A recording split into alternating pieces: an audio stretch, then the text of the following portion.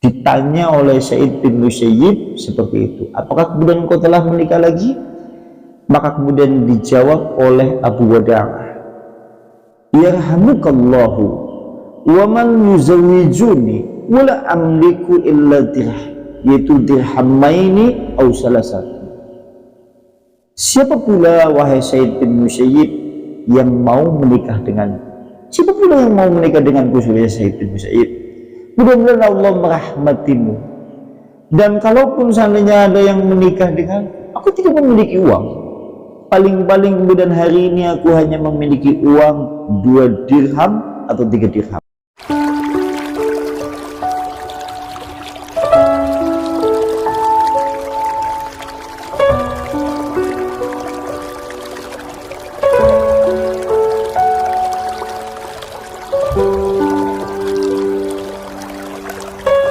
Kemudian di dalam kisah ini membicarakan Sa'id bin Musayyib, judul babnya yaitu Sa'id bin Musayyib yuzawwiju ibnatahu dirajulin faqir. Kisah seorang Sa'id bin Musayyib, dia menikahkan putrinya dengan laki-laki miskin. Jadi kisah seorang tokoh tadi, Sa'id bin Musayyib, dia menikahkan putrinya dengan laki-laki miskin. Ini Masya Allah. Dan kita tahu dia adalah seorang ulama besar di zamannya. Bahkan dia notabene adalah orang yang paling faqih di zamannya, orang yang paling alim di zamannya. Namanya cukup tersohor. Apabila di zaman dulu orang menyebut kemudian Sa'id bin Musayyib, maka orang kemudian segan kepadanya karena kapasitas keilmuan dan ketakwaannya. Terbukti tadi dia selama 40 tahun tidaklah dikumandangkan adzan kecuali dia sudah di dalam masjid.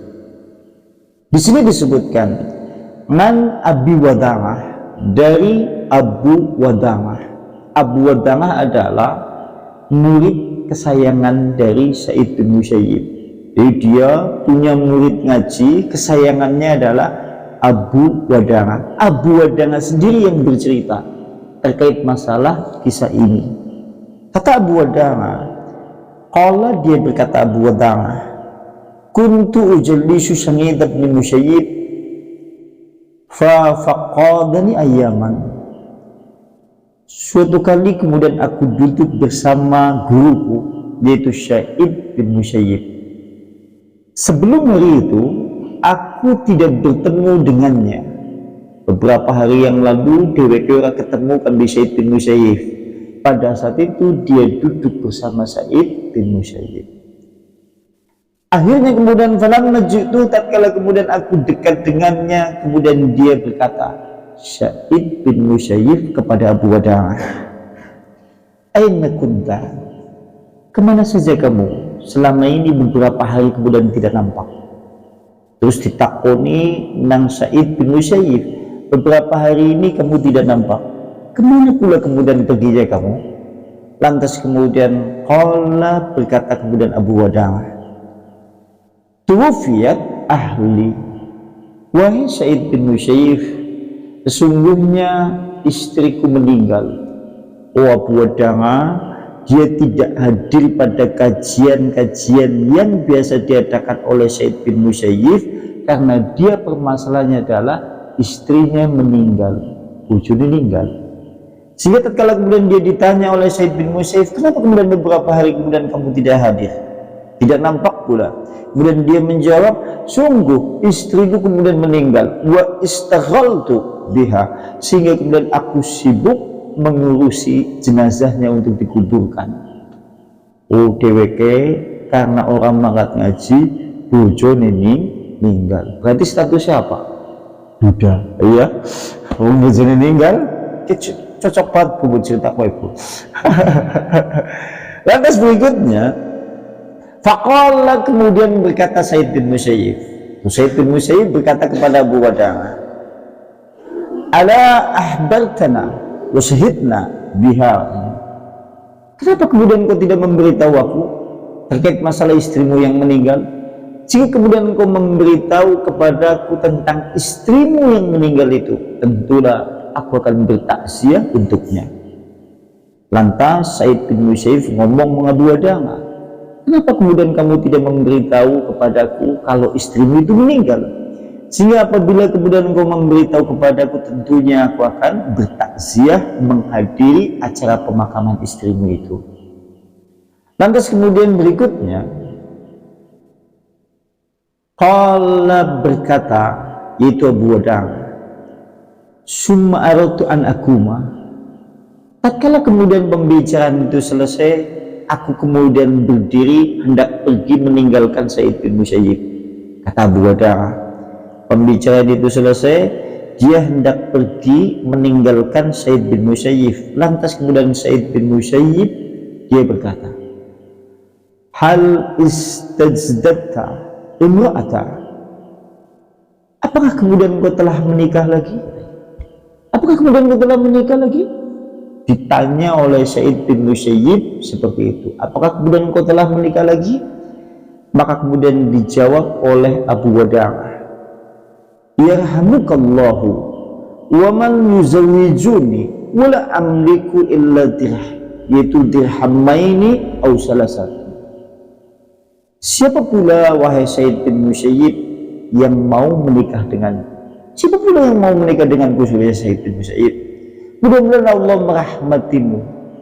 Dan kalaupun seandainya ada yang menikah dengan aku, tidak memiliki uang. Paling-paling kemudian hari ini aku hanya memiliki uang 2 dirham atau 3 dirham. 1 dirham nek diuangkan di zaman kita hari ini 2023 ketemu nih 4.000. Nek 2 dirham berarti dheweke duit dirham. 10.000 ya. 10.000 ya. Mulanya dia ngomong, siapa pula ya kemudian Abu Muhammad, wahai Sa'id bin Musayyib yang mau menikahkan aku, dan siapa pula wanita yang mau kemudian aku nikahi, sementara aku adalah laki-laki miskin, tidak punya kemudian aku memiliki harta benda, kecuali aku hanya memiliki 2 dirham. 1 dirham kalau diuangkan sekarang di zaman kita hidup hari ini ketemu nih 4.100. Nek dikalkulasi ya hari ini ya 4.000. Nek 2 dirham atau 3 dirham berarti ketemu nih cewek kayak duit 10.000. 10.000 cukup uang membocok. Kalau sewu cukup uang membocok, Bu. Lantas berikutnya, faqala kemudian Sa'id bin Musayyib berkata, aku yang akan menikahkanmu. Kata dia, aku yang akan menikahkanmu. Lantas kemudian dia tidak percaya itu Abu Wadang. Tafal katanya, apakah kemudian betul kau akan menikahkanku? Lantas kemudian kata Sa'id bin Musayyib, na'am, ya, aku yang akan menikahkanmu. Summa hamada wa shalla ala nabi sallallahu alaihi wasallam wa zawajani. Kemudian dia memuji kepada Allah, membaca sholawat. Begitu membaca sholawat, dia menikahkan Abu Wadang dengan seorang wanita. Dan kita tahu sing jenengane orang yang berkewajiban untuk menikahkan diantaranya wali perempuan. Sampai satu saat dua anak sampean ke bojo kan biasanya ditakutin yang penghulu deh, badhe nikah biamba atau kemudian panjenengan wakilkan kepada wali hakim penghulu. Rek panjenengan, ya saya akan nikahkan. Oh jenengan yang nikahkan, disaksikan penghulu surat-suratnya, dan panjenengan nanti kemudian yang menikah. Makanya kemudian dia yaitu Abu Wadang langsung dinikahkan oleh Sa'id bin Musayyib. Dia yang menikahkan pada saat itu.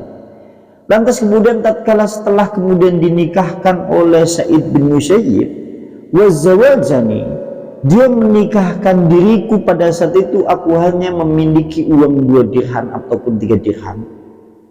Fakuntu wa ma'adri ma'asnang minal farah, dan aku pada saat itu sangat-sangat bahagia tak terkira. Karena pada hari ini aku hanya memiliki uang 2 dirham atau 3 dirham, aku bisa nikah. Ini Masya Allah ya. Dan kita tahu kalau dalam beberapa riwayat, ini kalau kita lihat di dalam beberapa riwayat, contohnya riwayat Sufyan bin Uyainah di kitab yang lain. Ini riwayat Sufyan bin Uyainah di kitab yang lain. Suatu saat menurut kesaksian dari Yahya bin Yahya An-Nasyaburi, dia bersaksi ada seorang laki-laki datang kepada Sufyan bin Uyainah. Suatu saat ada seorang laki-laki datang kepada Sufyan bin Uyainah. Laki-laki itu kemudian menceritakan perihal istrinya. Laki-laki itu dia menceritakan perihal istrinya. Dia berkata laki-laki itu, "Ya Abu Muhammad, wahai Abu Muhammad," nama kunyah dari Sufyan bin Uyainah. "Wahai Sufyan bin Uyainah, wahai Abu Muhammad, sesungguhnya aku di hadapan istriku seperti yaitu orang yang hina." Ya kayak wadul carane cerita Mang Sufyan bin Uyainah. Nyenggo kaya-kaya orang regane temen yang ngarepe bojoku. Sampai nek suatu saat ana wong lanang cerita seperti itu, berarti gambaran sing wedon kaya ngapa? Gambaran sing wedon kaya ngapa sampean? Aku jan nyombojo kambi kae jan tahun-tahunan siki nyumbai orang regane. Sampean bayangane kepriwe? Nek ana wong lanang cerita kuwi gambarane bojo sing wedon kaya ngapa? Nyempel kaya wong lanang ya. Atau dia seakan-akan kemudian menindas sehingga sampai-sampai laki-laki itu kemudian tidak bisa berkutik.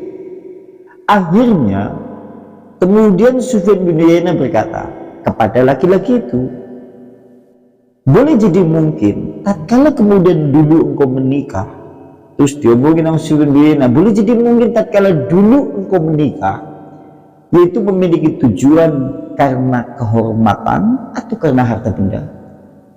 Dijawab oleh laki-laki itu, "Iya Nang, betul.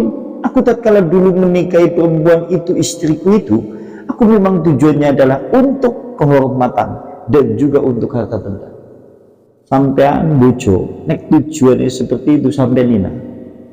Sampean Nina, nek sampean kalah nang ngarepe wong wedon. Kalah bukan karena permasalahan mengalah untuk kebenaran, bukan, tapi karena kalah merasa hina, direndahkan serendah-rendah, contohnya laki-laki ini. Maka oleh karena itulah sehingga kemudian Sufyan bin Uyainah berkata, dan perkataan ini masyhur, sering kemudian dibacakan atau untuk kajian-kajian. Di antara perkataan kemudian Sufyan bin Uyainah adalah dia berkata, "Man dhahaba ilal nis," barang siapa yang menikah untuk kehormatan, ubtuliyat bidulli, maka oleh Allah dicoba dengan kehinaan. Sampean nikahi wong wedon hanya karena permasalahan kehormatan di tengah-tengah masyarakat, maka sampean akan menjadi hina, dicoba oleh Allah dengan kehinaan. Nek tujuannya seperti itu. Wah, bojone sampean wong pangkat, wah misalnya gitu, di tengah-tengah masyarakat jenengan gunain dulu wong wedon kue karena alasan itu ya, dia kemudian bermartabat tinggi, memiliki kedudukan sosial tinggi, maka jenengan kejar. Begitu jenengan mendapatkan, bukan Anda kemudian mendapatkan kemudahan, tapi mendapatkan kehinaan. Enggak nih esuk-esuk sampean ngasai gerabah bojone terus pada update status misalnya ya, kan itu tahu ya. Lantas kata Sufyan bin Uyainah, "Waman dhahaba," barang siapa yang menikah ilal mal, karena harta benda seorang wanita. Sampai menikahi perempuan hanya karena kekayaannya, hanya karena permasalahan harta bendanya yang banyak, hanya karena permasalahan melimpah ruahnya kemudian kekayaan yang ia miliki, tanahnya di mana-mana, rumah di mana-mana, orang tuanya kemudian kaya raya pula. Anda kemudian menikah hanya karena permasalahan itu, maka kemudian kata Sufyan bin Uyainah, ubtuliyat bil fakri, Allah akan memberi cobaan kepada Anda kefakiran. Nah Allah malah diwai kefakiran. Yang namanya orang fakir, boleh jadi mungkin dia memiliki harta ya benda yang banyak, rumah di mana-mana, kemudian harta benda juga ada. Tapi karena kemudian oleh Allah dicoba kefakiran, maka seakan-akan dia kualitasnya atau kapasitasnya akhirnya seperti orang fakir, sekalipun harta benda ada. Dan kita tahu yang namanya kemudian orang sebahagia-bahagianya orang kemudian berumah tangga, tentunya ya yang dimana kemudian ia mendapati seorang perempuan karena alasan menikahinya itu karena permasalahan agamanya. Mulai nang hadis lebih kan diomong, nah sampean nek suatu saat bojo tungkihu al-mar'atu liarba'in. Perempuan dinikahi itu karena 4 perkara. Sampai neng bojo kabi wong wedon mau menikah perempuan, atau dulu panjenengan menikah perempuan karena permasalahan diantaranya 4 perkara. 5 liha karena harta bendanya, wali hasabiha karena nasabnya atau keturunannya, kemudian wali diniha atau kemudian karena agamanya. Fadfar bidati dini, maka pilihlah yang dimana karena alasan beragama. Karena jika tidak engkau memilih seperti itu, maka sungguh engkau akan mengalami kerugian yang sebesar-besarnya. Boleh jadi mungkin hari ini direksi pengantin wis lawas, wis bojo wis sih, tapi pengantin lawas. Hari ini kemudian kita sering mendapatkan kefakiran, sering mendapatkan kehinaan, sering mendapatkan kerugian, ketidakbahagiaan di dalamnya. Boleh jadi mungkin tatkala dulu kita menikah itu ada yang salah. Seharusnya begitu sampai hari ini kita perbaiki. Karena kenang bahasa kitab, ini bahasa kitab saja. Sing jenengane bojo nek bisa itu kaya tangan, aja kaya kuping. Sampai ngerti tangan orang. Tangan tatkala panjenengan berjalan satu ke depan, maka sebelah sini kemana? Ke belakang. Kalau ini kemudian ke depan, maka yang di sini kemana? Ke belakang. Kalau satu saat kemudian tangan sebelah sini kemudian katal, mana yang menggaruk? Tangan sebelah kanan. Kalau satu saat kemudian sini yang pegal, mana kemudian yang akan menggaruk? Sini. Maksudnya adalah seorang kemudian orang yang berumah tangga antara suami dan istri diumpamakan atau kemudian dengan kedua tangan. Karena apabila laki-laki itu bersikeras dengan nada keras kemudian dia marah, perempuannya mundur. Jangan kemudian membantahnya, jangan kemudian menambah suasana menjadi kacau. Atau sebaliknya, ketika perempuan itu berbicara keras, jangan mundur. Tatkala kemudian ada sesuatu yang dibutuhkan bantuan Anda, istri memiliki kesibukan yang banyak, Anda bantu. Atau sama, tatkala Anda punya kesibukan yang banyak, kemudian istri itu membantu. Makanya kemudian di dalam bahasa kitab diumpamakan seperti kedua tangan. Aja kayak kuping, sampai ngerti kuping orang. Kuping bendina bareng, turunnya bareng, nahuma bareng. Bahkan ke kota Gombong, ke kota Kebumen bareng-bareng, sama, naik motor yang sama, tapi jebulannya berseteru atau berselisih. Sing iji karep mengulun, sing iji meninggalap mengetan, persis kayak kuping. Sing iji ngadep mana, sing iji ngadep mana. Sekalipun satu kasur satu ranjang, jebulannya kesuwan. Ki contohnya ki seperti telinga. Mulai nang bahasa kitab diumpam makna seperti itu. Nah, kembali kepada kisah ini. Lantas tatkala kemudian dinikahkan dengan 2 dirham ataupun 3 dirham. Lantas kemudian Abu Wadamah sangat-sangat bahagia. Dia kan sangat bahagia, maklum lah, ditinggal nang bojone terus langsung dinikah. Nah padahal dia tidak punya uang. Punya uang hanya 2 dirham ataupun 3 dirham. Dinikahkan oleh kemudian Sa'id bin Musayyib. Begitu kemudian dinikahkan, dia bahagia. Fasirtu ilal manzil. Setelah kemudian dinikahkan, ia pulang menuju rumah. Deweke Bali menuju rumah. Wajangal tu atafakaru mimman akhadha wa mimman istadainu.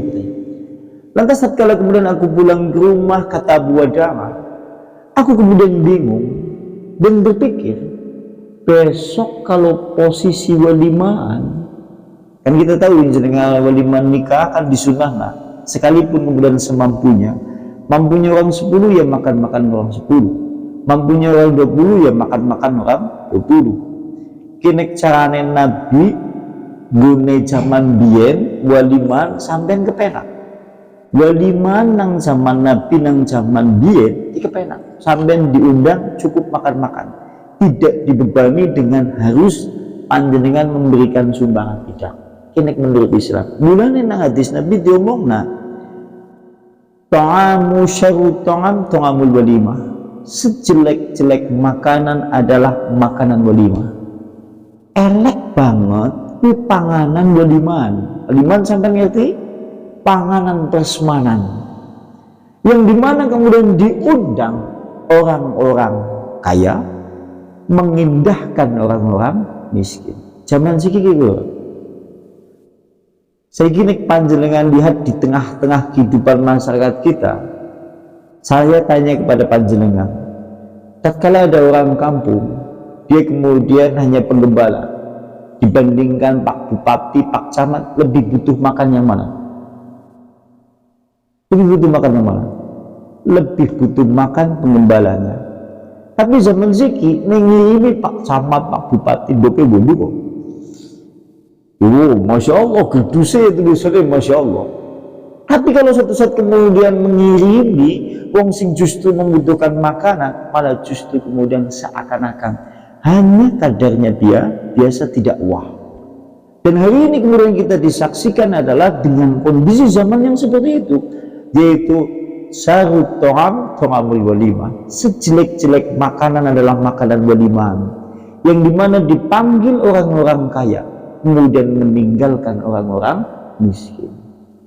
Yang ono sampean tekan waliman tekan yang nganggo mobil Pak Camat sing ngurmati sing ngedekake ya nggone persindak lo, Masya Allah. Hari ini seperti itu. Tapi tatkala kemudian datang orang biasa, ya sudah biasa-biasa saja, tidak ada suatu istimewa. Padahal di dalam Islam, jadi nang Islam sing jenengane waliman sunnah, kini waliman sunnah jenengan cukup panggil semampu Anda untuk makan-makan, tidak dibebani sepeser pun sumbangan. Niki nang Islam sampai nek mantu yuk nek menurut sunnah panggil kawan-kawan suruh makan-makan, tidak ada acara kemudian untuk undangan. Kini menurut Islam, kini menurut Islam.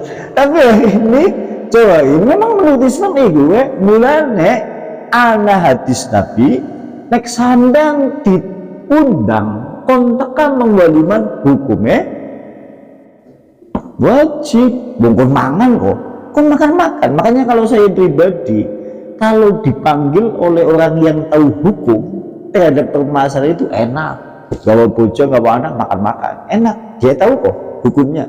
Tapi yang repot nek diundang sih ngerti hukum, ya kan repot juga. Gini ya, akhirnya kan gini. Kalau suatu saat kemudian kita dipaksa riku akhirnya syirik, kita tahu jenengannya beramal kalau kemudian karena manusia jadinya syirik. Sampai kemudian memasukkan ke kotak itu dengan memasukkan sejumlah uang hanya karena permasalahan aku penak nego undangan. Nek sampean seperti itu jenengan jatuhlah kepada syirik. Karena apa? Berbuat amalan karena manusia. Zaman sih gitu orang. Wah aku juga kepenak kami manusia. Padahal kita tahu jenengan amalan kalau sudah ditujukan kepada selain manusia, kepada manusia, maka amalan itu menjadi syirik. Kini kenal Rasulullah seperti itu. Zaman sekian aku walik-walik. Jadi akhirnya kemudian dereknya menu walik. Akhirnya kan seperti itu. Enak kalau saya mulai senang. Saya pribadi senang kalau dipanggil oleh kawan ngaji sih ngerti. Enak, tidak dibebani sih. Tidak dibebani dengan sesuatu yang banyak. Paling-paling kemudian datang mengucapkan selamat kepada orang yang nikah dengan doa Nabi, wa barakallahu lakuma wa ja'ala lakuma bil khair. Mudah-mudahan Allah memberkahi kalian berdua, pengantin berdua itu, dan Anda kemudian dijadikan oleh Allah dikumpulkan di dalam kebaikan. Selesai. Karena intinya kondangan kan kondongan aja jadi, cuma kemudian masuk dalam bahasa kita aslinya kondongan, jadi ini sih kondangan. Aslinya kan seperti itu. Zaman gue nih gitu, memang aslinya kayak gue, aslinya kondangan ini kondongan, sampai kondangan ini kondongan. Itu nih sampai kemudian kondangan, terus kemudian memasukkan ke kotak, tapi orang doang, nah sampai itu kondangan, kok. Tapi kemudian barakallahu lakuma wa ja'ala lakuma fil kik jenenge kondangan. Karena ini jenenge kondangan. Hari ini kita dihadapkan pada permasalahan angel ya, repot. Sing lebih parah lagi, jadi jenengane waliman ini kok hitung-hitungan bathi kok. Hari ini kan seperti itu. Hari ini kita dihadapkan pada permasalahan yang seperti itu. Hari ini dihadapkan pada permasalahan itu. Mulai sampean ngesuk neng wis ngaji seperti ini, kanca-kanca ngaji pada teka. Jenengan aja ngarep-ngarep.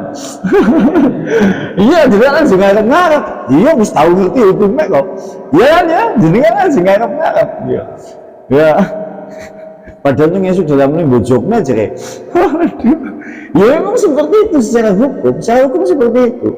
Jenengan tidak menerima apapun dalam bentuk apapun, kecuali memang suruh panggil saja. Panggil kemudian kira-kira semampu Anda. Mampunya Anda kemudian hanya syukuran dengan ayam, ya ayam.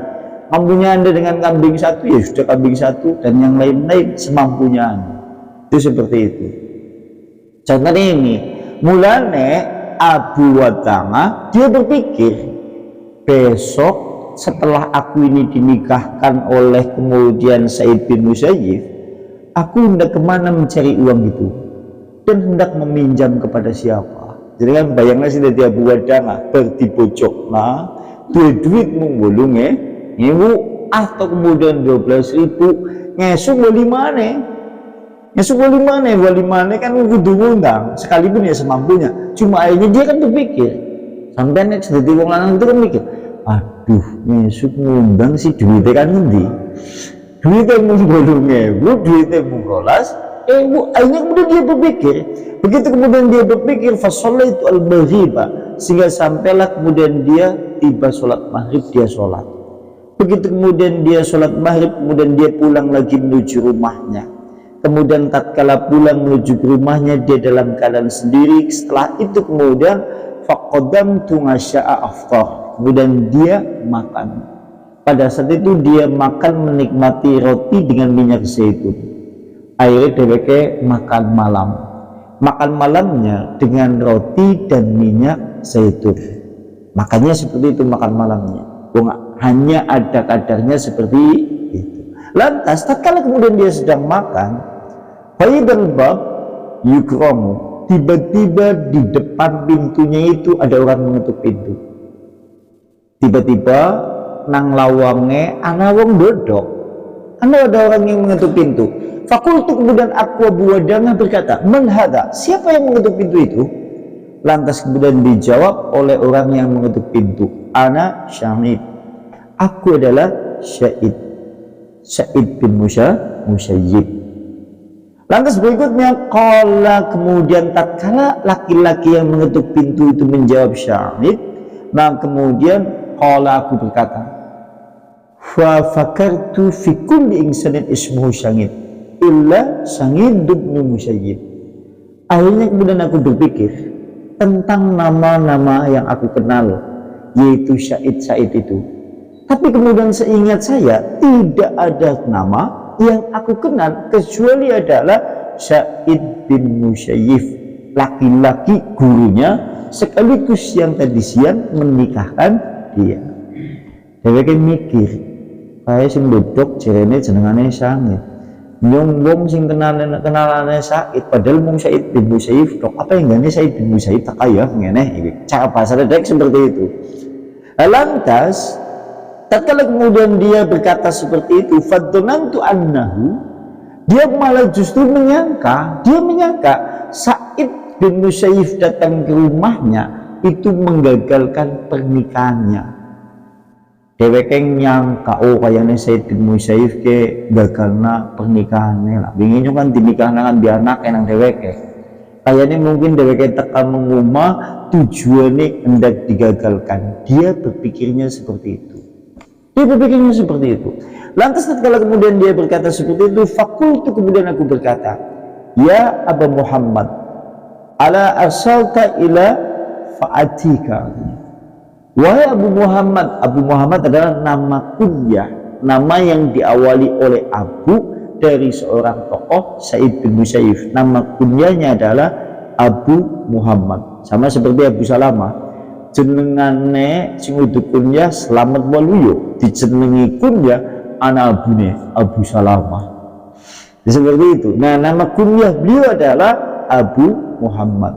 Wahai Abu Muhammad, kata Abu Watangah, kenapa pula kemudian engkau tidak menyuruh orang saja untuk kemudian agar aku menemuimu, tidak engkau yang datang ke rumahku untuk menemuiku.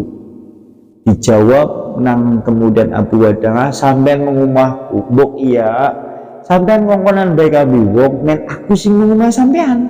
Aja sampean sing mengumahku. Karena dia adalah muridnya. Lantas setelah itu kemudian qala berkata, yaitu Sa'id bin Musayyib, la, aku tidak akan berbuat seperti itu. Anta ahakun an yu'ta, katanya, kamu itu adalah hari ini lebih berhak untuk didatangi, bukan kemudian untuk datang.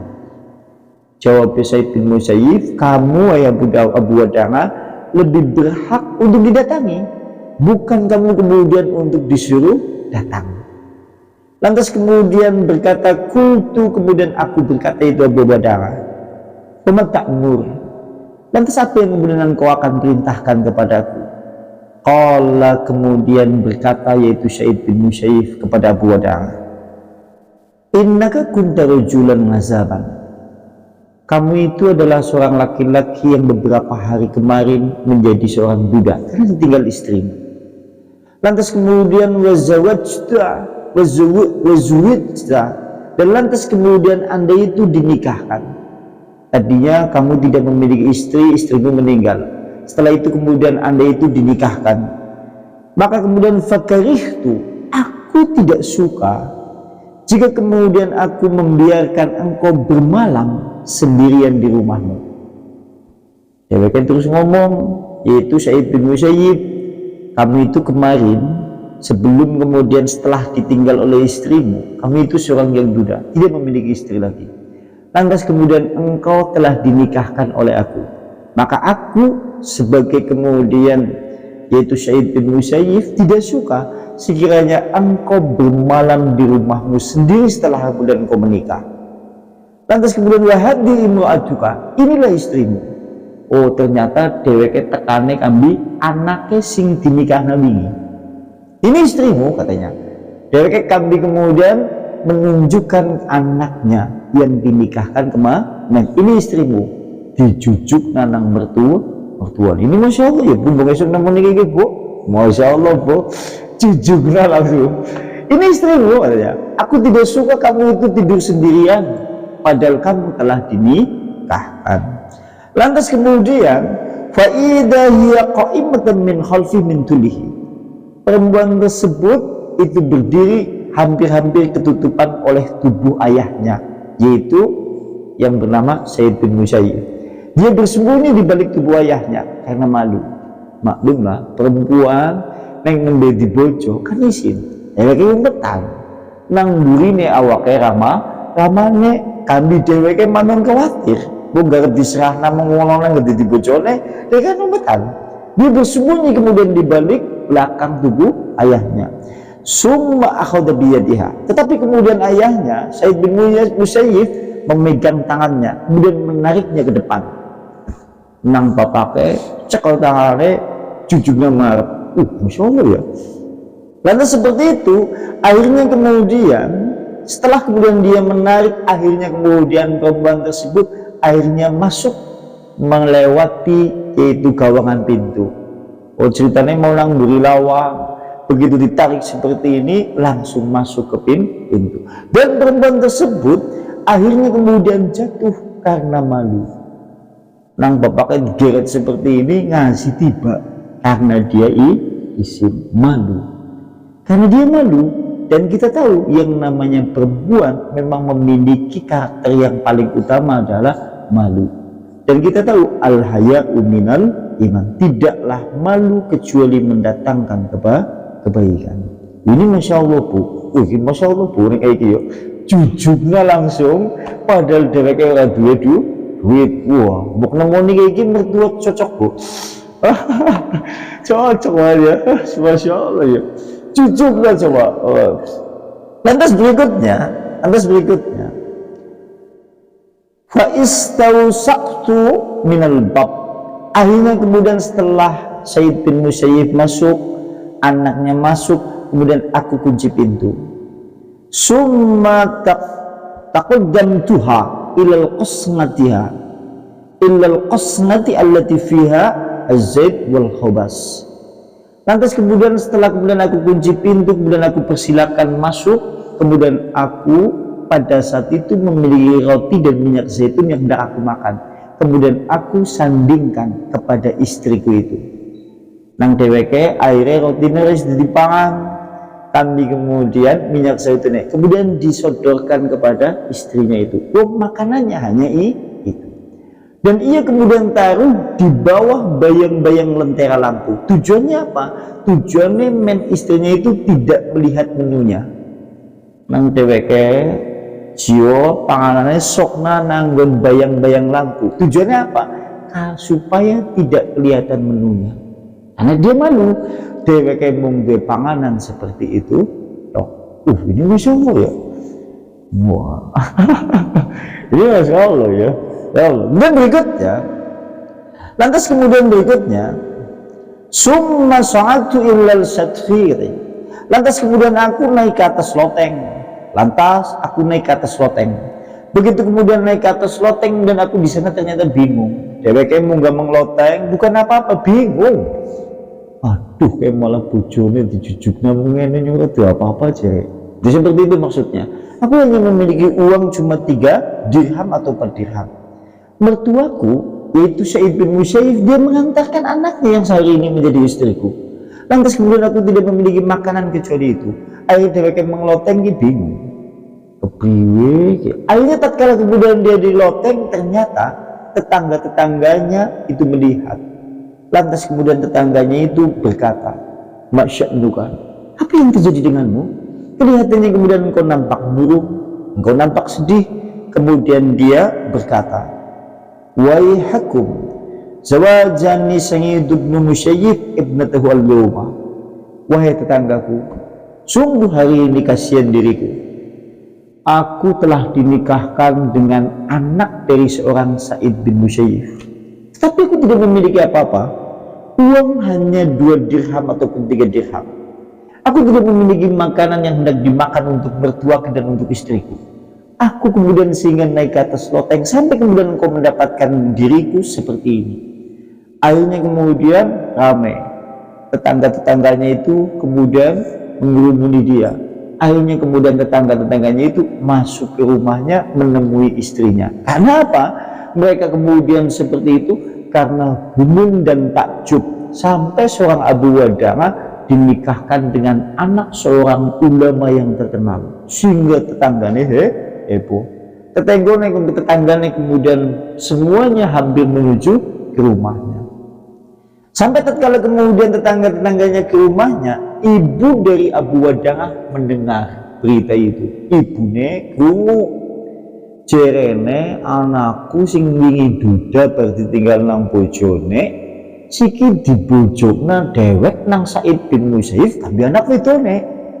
Padahal anak wedone ini anak wedone yang cukup terkenal di kalangan pemuda-pemuda, menjadi dambaan orang-orang pada saat itu.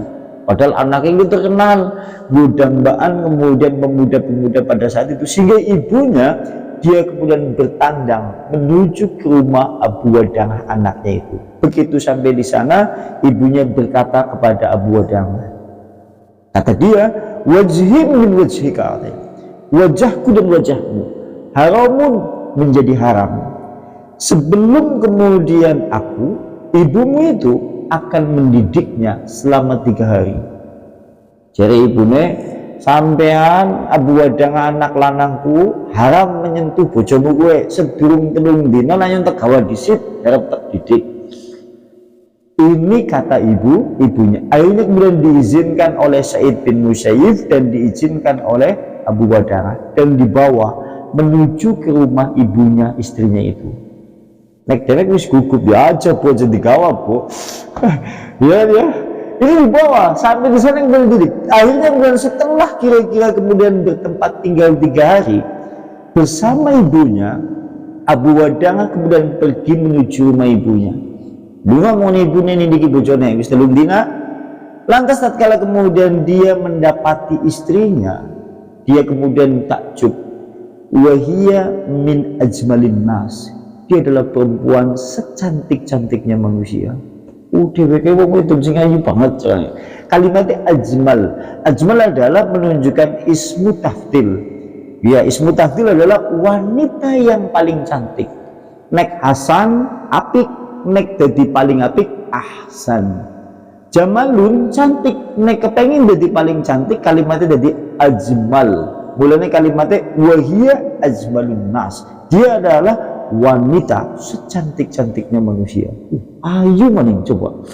Ini Masya Allah ya. Ini menunjukkan keutamaan dari seorang Abu Wada'ah dan keutamaan dari Said bin Musayyib. Yang lebih hebatnya lagi, wa idza hiya ahwadun nas li kitabillah.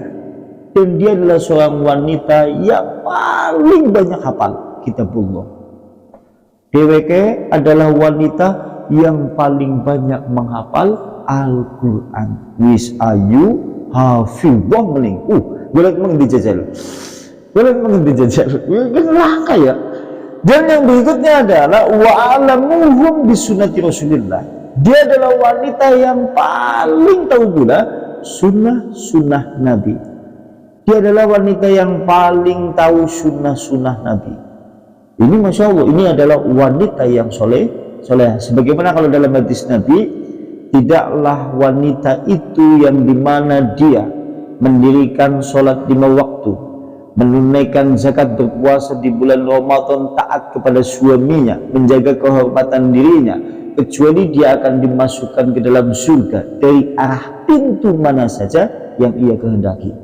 Wong wedon solehah kepenak surga nih, asal kemudian dia menjalankan sholat 5 waktu, puasa di bulan Ramadan, taat kepada suaminya dan menjaga kehormatan dirinya, maka dia disuruh masuk ke dalam surga dari arah pintu yang dia kehendaki.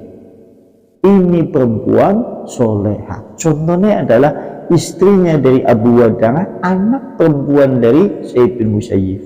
Dia adalah wanita yang paling cantik, paling mengetahui sunnah Rasulullah, paling mengetahui dan paling hafal kitabullah. Boleh dijajal.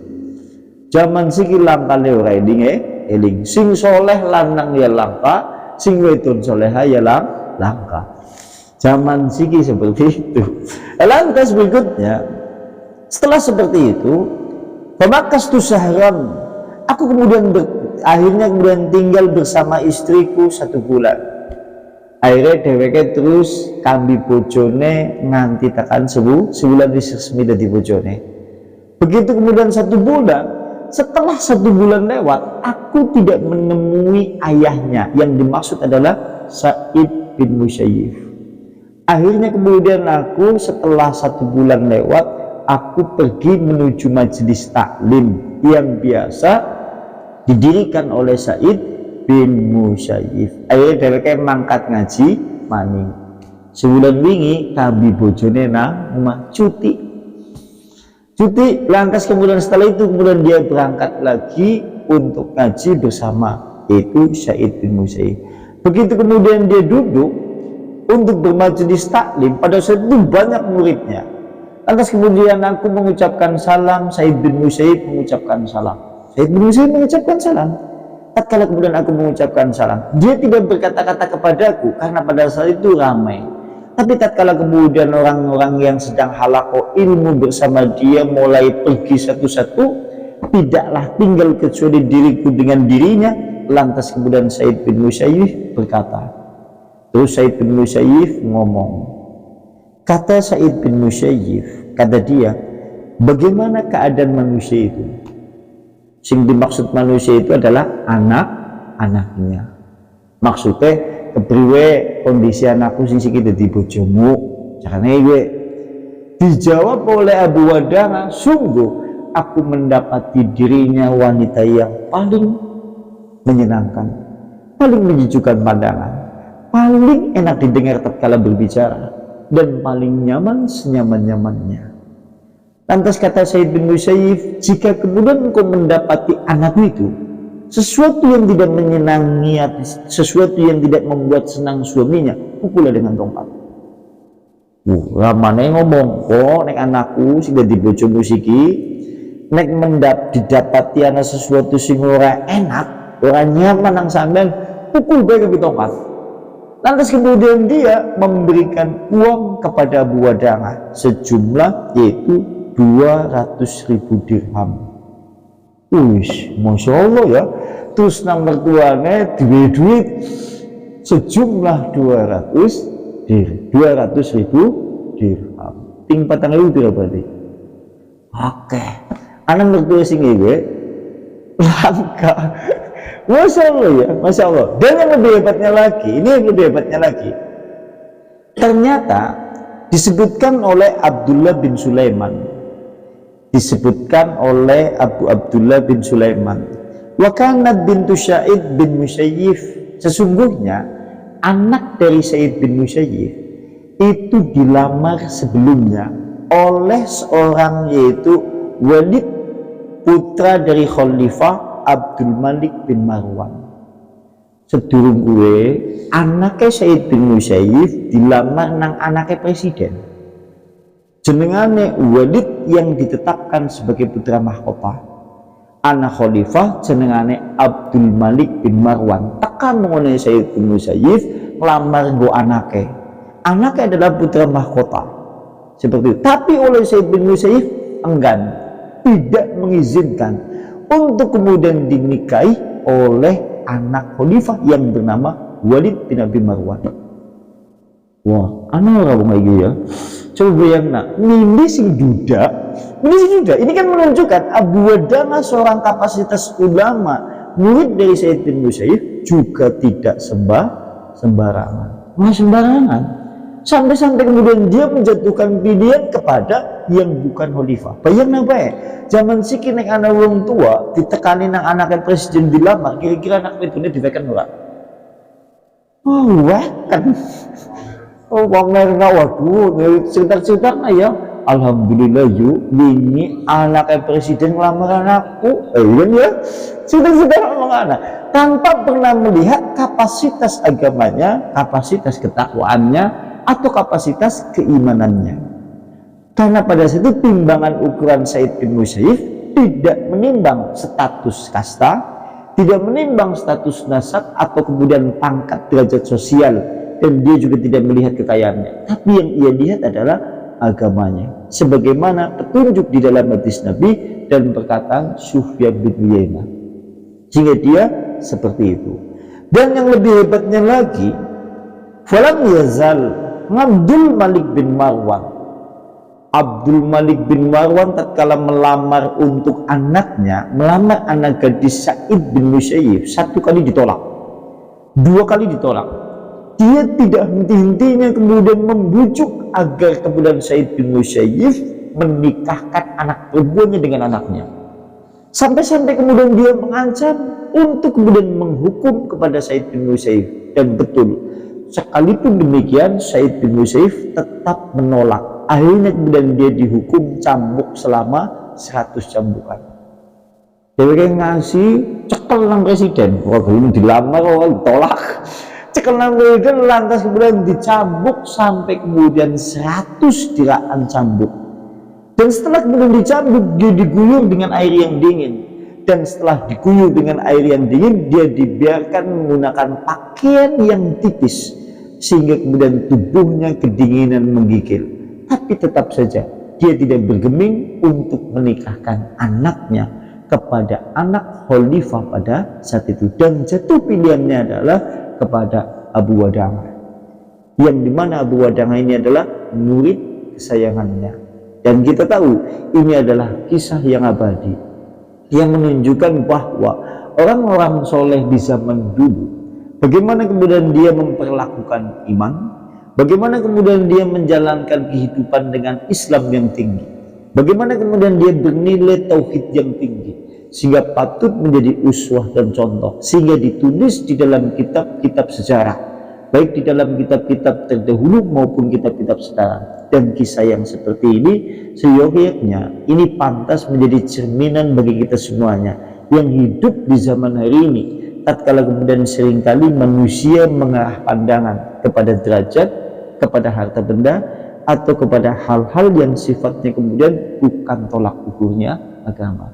Mudah-mudahan hal ini bermanfaat untuk kita semuanya. Mungkin sebelum ditutup ada yang mau ditanyakan, tafadhol silakan. Ya, silakan. Yang namanya walimahan itu perlu apa enggak? Waliman itu hukumnya sunnah. Jadi waliman hukumnya sunnah, dan sunnahnya ini sunnah yang ditekankan. Sampean waliman kan janjinya pesta lah. Kalau kita katakan apa arti waliman? Waliman itu adalah pesta makan. Jenengan yang bahasa Arab waliman. Engkau ada kalimat mending walimatul urus. Walimatul urus adalah walimah sing berkaitan dengan masalah waliman nikah. Karena waliman sunat tidak ada. Sing ana mung waliman yaitu nikah. Nah, waliman nikah ini maksudnya adalah makan-makan. Makan-makan di sini sifatnya adalah hukumnya sunnah muakkad. Sunnah muakkad di sini adalah semampunya. Sampean mampu ngundang 10, undang 10. Sampean mampunya ngundang 20, panggil 20. Sampean mampu ngundang 30, panggil 30. Itu seperti itu. Sunnahnya mereka kemudian disuruh makan, tidak dibebani oleh apapun. Ketika Anda diundang di acara yang sunnah seperti itu, jenengan wajib datang. Jenengan wajib datang. Dan hukumnya menjadi haram tak kala jenengan diundang di wali-walimaan sing sifatnya di dalamnya kemudian terdapat kemaksiatan. Ana walimaan nanggap dangdutan, nanggap sesuatu sing kira-kiranya melanggar hukum agama. Sampai diundang, maka jenengan mendatanginya menjadi haram. Sampai itu haram menekan ini. Nah, kapan nekan ini? Neng go menghilangkan fitnah. Engkau neng bisa rampung nembe panjenengan teka, bogi lagi fitnah. Neng jenengan kudu bersih disit. Jangan sampai memiliki tujuan karena tidak enak, karena riku. Karena riku dan tidak enak mengarah kepada hal yang berkaitan dengan masalah amalan itu adalah amalan syirik ataupun riya. Itu seperti itu. Jauh tidak mengetahui kalau begitu sudah ada. Kalau sudah sampai di situ ya sudah. Artinya kalau kita datang ke sana kita tidak tahu lah posisi di sana. Begitu kita datang kok seperti itu, tidak apa-apa. Tapi jenengan cepat-cepat selesaikan masalah itu, artinya cepat-cepat selesaikan hajat di tempat itu kemudian pergi. Artinya main cepat-cepat jenengan pergi meninggalkan tempat itu, selesaikan urusannya di tempat itu. Jadi seperti itu. Masalah budaya. Iya. Iya. Itu udah sebenarnya dulu itu kan kitanya dilarang itu kan Karena memang ada riwayat dari sahabat Nabi. Dihor itu kan karena menyamakan status istri dengan sesuatu yang seharusnya menjadi mahram. Dulu ada salah seorang sahabat Nabi, dia karena jengkel mengbojone, akhirnya kemudian dia ngomong, oh wis padak nak kayak ibuku. Kalimatnya adalah, kamu sudah saya anggap seperti punggung ibuku. Kalimatnya seperti itu. Sehingga kalimat itu menjadi kalimat yang haram. Kenapa haram? Karena menyamakan status kemudian istrinya menjadi status seperti ibu. Nah lantas, tatkala kemudian kita dihadapkan pada kalimat-kalimat yang sejenis seperti itu, maka dilarang. Sampean boleh ngomong mengbojone, mengarah kalimat yang seperti itu, mengarah kepada kalimat seperti itu, maka ini jenengannya biar dan hukumnya tidak boleh. Sebenarnya jenengan ngomong bojone lah, oh ya wis tak anggap kayak adikku, itu masuk dihor. Atau mungkin oh ya pokoknya ya wis tak anggap kayak biungku dewek, ini dihor. Karena apa? Sing jenengannya hukum bojok ambil hukum ibu kan berbeda. Neng ibu adalah mahram, kalau istri adalah wanita yang kemudian menjadi mahram karena dinikahi. Dan kita boleh melakukan persetubuhan. Mulanya nek suatu saat kemudian kita mendihor seorang perempuan, kita disuruh bertobat terlebih dahulu sebelum mengumpuli kembali. Nah ini yang menjadi permasalahan. Sekarang anak wong ngundang bojone dengan sebutan kan macam-macam. Umi kan artinya ibuku. Anak mending sing ngundang mami. Anak mending sing ngundang mama. Anak mending sing ngundang bunda. Nah memang oleh ulama-ulama fikih, sampai kalau kemudian memanggil itu disuruh memanggil istrinya dengan sesuatu yang paling disukai. Contohnya Nabi ning ngundang Aisyah, ngundange Humairah. Sampai ning ngundang bojone wis sampean pengen undang apa, Bu? Nah, misal pengen diundang apa. Nah, suatu saat bagaimana hukumnya ketika kita memanggil istri dengan ibu, dengan bunda, dengan umi, yang semuanya itu notabene artinya sama. Umi adalah ibuku. Sampai ning ngundang umi, kan artinya ibuku. Nah, ini maka kembali kepada hukum asal. Karena di dalam fikih disebutkan qaulu bil lisan, ucapan yang diucapkan oleh lisan itu kemudian dalam segi pengajaran kepada anak-anak supaya memanggil seperti itu, maka masih diperbolehkan. Jenengan yang ngundang bojone nganggo sebutan umi, ibu, karena kan tujuannya nggo ngajari anaknya sampean. Men ngundang bojone dewek nganggo kalimat umi, nganggo kalimat mami, nganggo kalimat bunda, nganggo kalimat mama, selama seperti itu maka jenengan diperbolehkan masih. Sehingga uli jenengan ngundang umi, ngundang bunda, ngundang ibu, nek memiliki maksud dan tujuan menyamakan istri Anda dengan ibu Anda.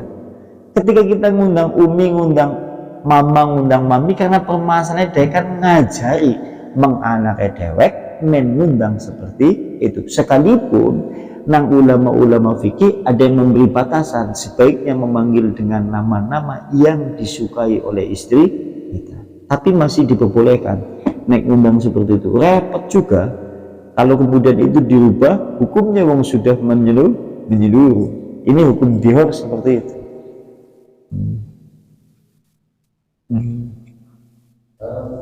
Iya, iya,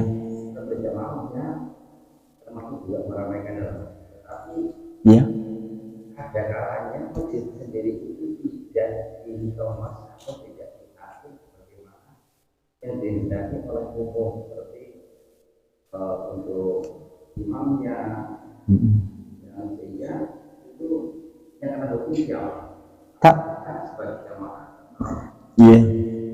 Jadi kalau di masjid itu kan memiliki kepemimpinan. Istilah dalam bahasa fikih takmir.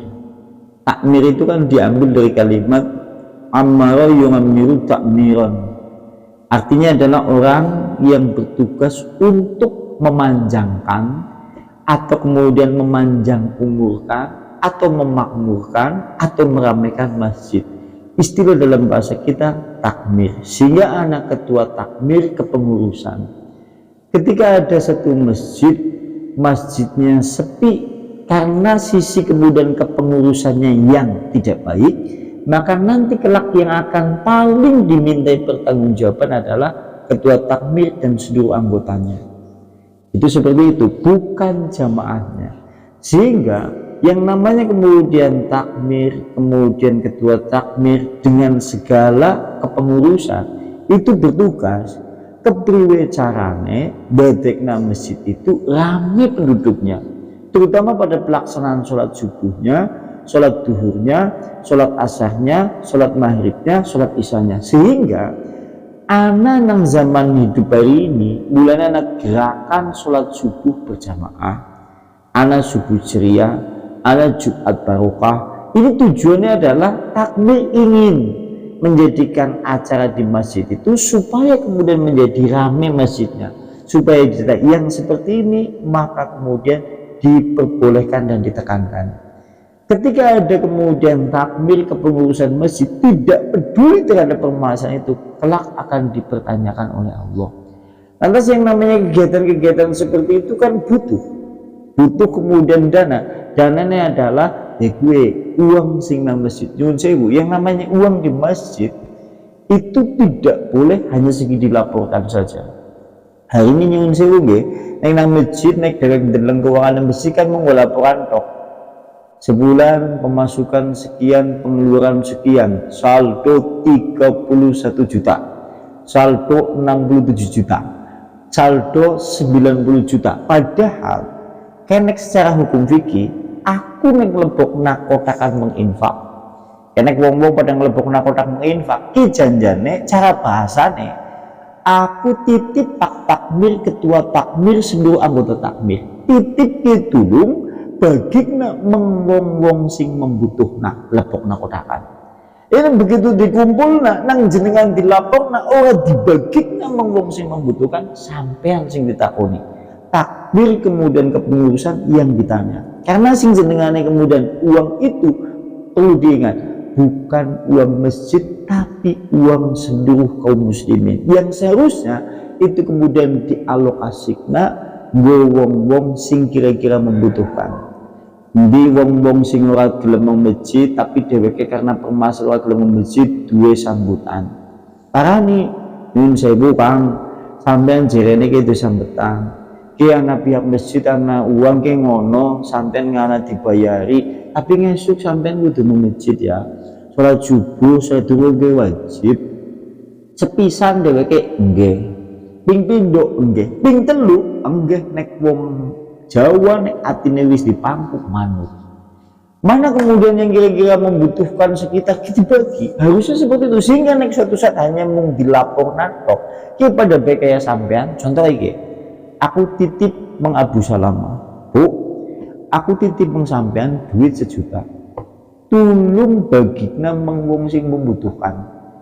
Nang Abu mung dicekeli wa tinggo dicekel tok, tinggo nang Abu mung dicekel tok. Saben minggu dilaporna uangnya habis 1 juta, ngesuk bulan ngarep dicatat maning uangnya habis 1 juta, ngesuk dicatat maning.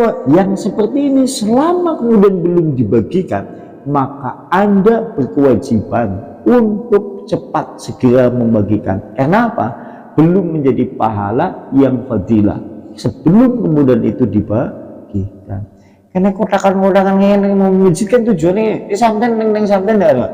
Artinya seperti ini, dipotong ke kebutuhan listrik, ke kebutuhan sing sebulan pada saat itu memang dibutuhkan oleh masjid, sisanya itu milik kaum muslimin. Mulanya anak ajaran infak, zakat, sodako. Karena kita tahu sing jenengane infak masjid ini bukan hanya sekedar disimpan dan dihitung-hitung.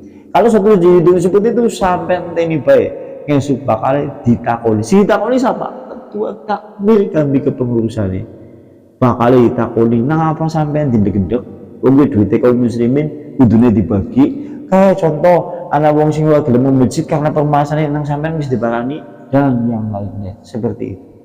Mulane zaman siki akeh masjid sing pada meng Jogja setuh dibanding masjid Joko Harian. Tujuannya apa? Tujuannya men pengen nyontoh kayak sing bener sing ya kae saldone nol, karena memang gue nggone kaum muslimin. Buktinya apa? Masjidnya rame. Ning sayangnya nyun sewu masjid-masjid nang kene nek mengana mung dolan tok. Lesir tok begitu tekan ngene ora ana sing diamalna. Iya, langkah sing amal nak nunggu cerita-cerita tok nang kana dijut ilmune nggo nambah wawasan. Minggu pernah sing lakoni temenan. Langkah. Si ora badawa, wani padahal nek sampean ora wani yo kudu duwite sampean kok. Kuwi duwite kaum muslimin sing kudu dientekna nggo kepentingane kaum muslimin. Iku. Jenenge kan akeh. Ya. Yang lain protes. Karena gini, kalau ketika kita kemudian dihadapkan kepada protes-protes seperti itu, hadapkan kepada dalil. Dalilnya nang surat yaitu At-Taubah. Sungguhnya zakat, infak, sedekah itu diperuntukkan untuk fakir, miskin. Kan ya, fi sabilillah. Kemudian horim yang memiliki utang. Asal kemudian kategori itu, ya sudah berhak. Kalau suatu saat ada mendebat, ya ini Al-Quran mencontohkan seperti itu kok. Fakir, miskin dan yang lain. Karena yang seperti ini hukum. Ketika kemudian kita seperti itu, terus didebat, oh itu ya ada dilawan kok sambutan ya akhirnya ya tetap ora dadi. Sing penting kuwi ana dalile, ana petunjuke genah ya sudah. Terbukti nopo? Terbukti kene nang masjid Joko Karian tangga-tangga masjid ora ana sing diutang. Ya, sekolah sampai dibayari coba. Nyatane nang kana ora ana sing protes, dene kaya sekolah dibayari aku ora. Karena apa? Wis praktek temenan. David anu aras-arasen kadang-kadang guguni omongan orang yang kadang-kadang tidak berilmu, akhirnya malah orang sita-sita duitnya mandek, ngesuk dewek sing ditakoni. Ngesuk dewek sing ditakoni, dewek sing ditakoni kok permasalahannya kan dewek sing ditakoni. Dewek sing ditakoni permasalahannya.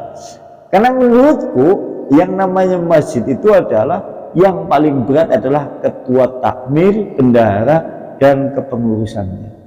Ini yang bertanggung jawab terkait masalah itu. Next zaman dia baitul mal lah, baitul mal ke masjid diantaranya itu seperti itu.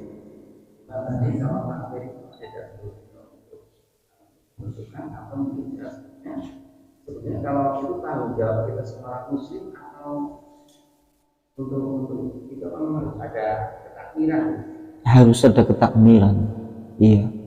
Karena zaman dulu Rasulullah SAW melalui kemudian kepemimpinan khalifah dan yang lain-lain itu memiliki kepengurusan. Contohnya ada dewan hisbah, ada dewan seperti ini. Status kemudian negara, status kepengurusan masjid, semuanya itu memiliki kepengurusan.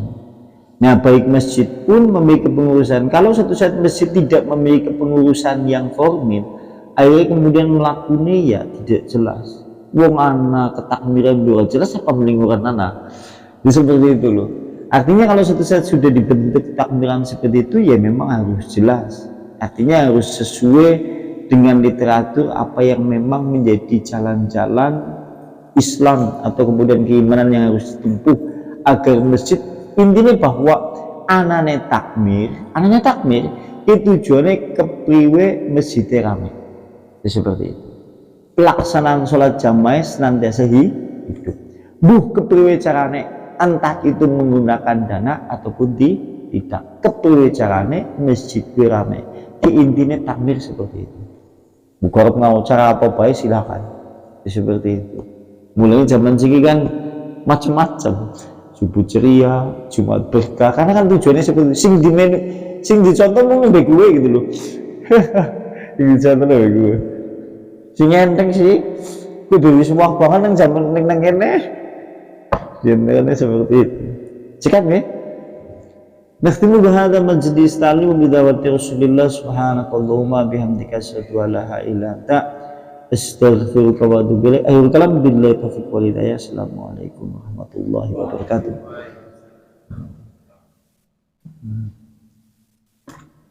Ujarku mujib pulang pakatno.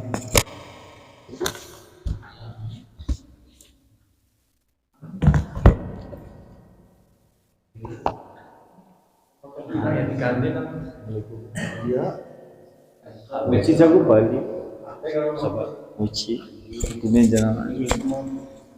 Kemot moni. Iya. Sih rampung apa kepriwe?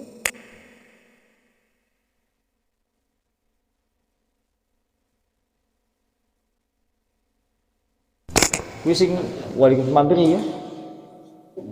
Kuwi sing kuwi sing takon bae pakatno. Kuwi sing pada takon. Insya Allah itu. Iya.